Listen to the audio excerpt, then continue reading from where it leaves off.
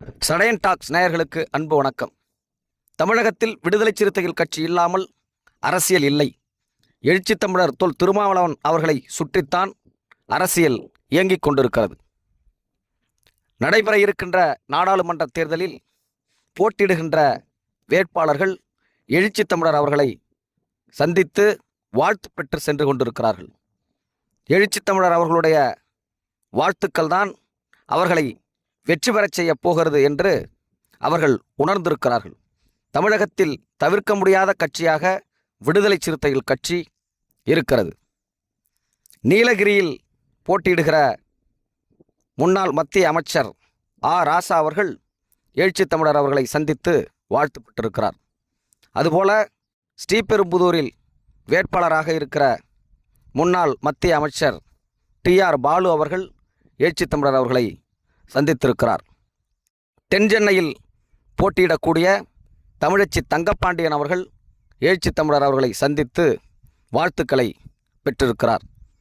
அதுபோல மதிமுகவின் தலைவராக இருக்கிற துரை வைகோ அவர்கள் எழுச்சித் தமிழர் அவர்களை சந்தித்து வாழ்த்து பெற்றிருக்கிறார். அவர் திருச்சி நாடாளுமன்ற தொகுதியில் போட்டியிடுகிறார். அமைச்சர் KN நேரு அவர்களுடைய மகன் அருண் நேரு அவர்கள் பெரம்பலூர் தொகுதியில் போட்டியிடுகிறார். அவர் எழுச்சித் தமிழரை சந்தித்து வாழ்த்துக்களை பெற்றிருக்கிறார். அதுபோல மதுரை தொகுதியில் போட்டியிடுகிற மார்க்சிஸ்ட் கம்யூனிஸ்ட் கட்சியின் நாடாளுமன்ற வேட்பாளர் வெங்கடேசன் அவர்களும், திண்டுக்கல்லில் போட்டியிடுகிற சச்சிதானந்தம் அவர்களும் எழுச்சித் தமிழர் அவர்களை சந்தித்து வாழ்த்துக்களை பெற்றிருக்கிறார்கள். அதுபோல முன்னாள் மத்திய அமைச்சர் மத்திய சென்னையில் போட்டியிடுகிற முரசொலி மாறன் அவர்கள் எழுச்சித் தமிழரை சந்தித்து வாழ்த்து பெற்றிருக்கிறார்கள். தமிழகத்தில் இருக்கிற தலைவர்கள் அனைவரும் எழுச்சித் தமிழர் அவர்களிடம் வாழ்த்து பெற்று வெற்றி பெறுவதற்கு வழியை உருவாக்கி வருகிறார்கள்.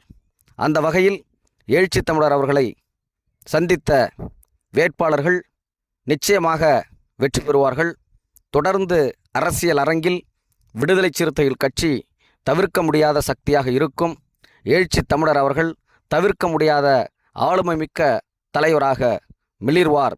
விரைவில் இந்த நாடாளுமன்ற தேர்தல் முடிவுகள் அறிவிக்கப்படுகிற போது எழுச்சித் தமிழர் அவர்கள் ஒரு தேசிய தலைவராக உருமாறுவார், வலுப்பெறுவார்.